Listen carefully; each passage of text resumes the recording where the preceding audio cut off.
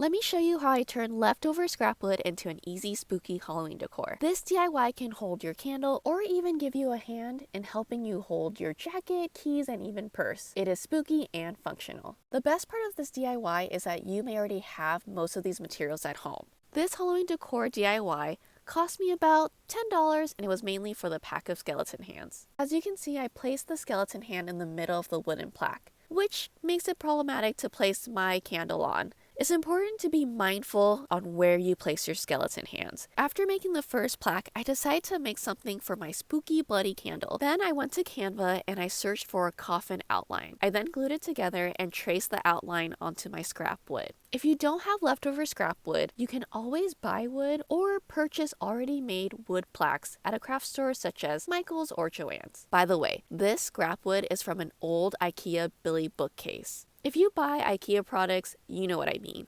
And it's not exactly pure wood. The scrap wood is really thick. This is why I was slower with my cuts on the miter saw. I like using this type of wood for projects like these, where the project is more for decorative purposes. Also, be sure to secure your scrap wood with clamps. I included my favorite ones in the description that I use for almost every DIY. Once the wood was cut into a coffin shape, sand the front and back of the coffin to prep it for black paint. Also, make sure to sand and smooth out all the edges and sides. This project only takes about half a day or even less to make. Majority of the time is waiting for the wood glue to dry. Wipe off all the wood dust and now it's time to paint. Since this DIY is just for Halloween and it's seasonal, I just painted the sides even if it's kind of rough. If this DIY decoration was for everyday use, I would add edge banding, which will create a smooth edge to match the front and back of your piece. Now it's time to prep the skeleton hands. For this part, you do need a small piece of scrap wood that should be the same width as your skeleton hands. This will be placed under your skeleton hands, so it's sort of like a base for it to be attached to the coffin. I attached the skeleton hands by screwing it in to the small piece of scrap wood. Make sure to use a drill bit to make a hole in the skeleton and on your small wood piece so it doesn't split or crack. The skeleton hands I bought already had a hole at the bottom,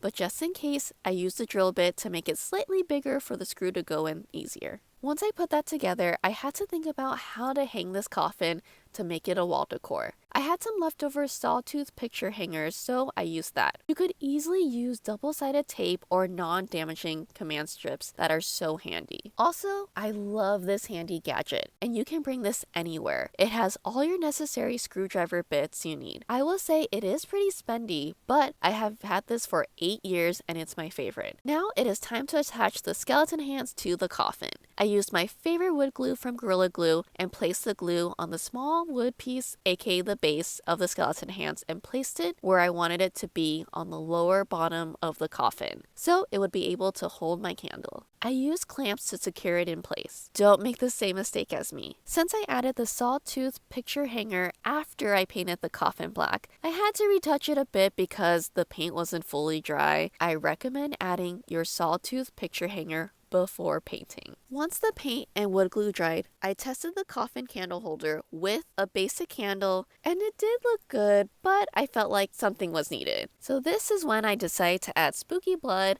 on the side of my candle, and here are 3 techniques that I would and would not recommend doing. The first technique I did was I just lit up a candle and I put the red crayon near it so it could melt.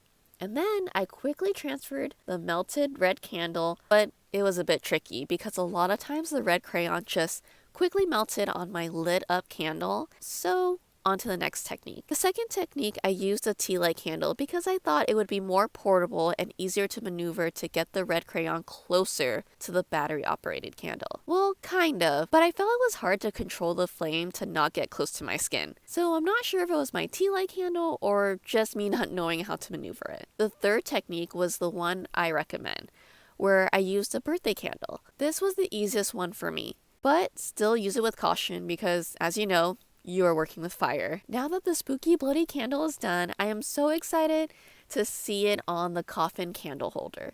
Which do you prefer? The coffin candle holder or the functional hook to hang all your essentials? Comment below because I would love to know. I hope you enjoyed this upcycle DIY project using scrap wood and things you probably have at home. Subscribe to see more fun and easy DIYs.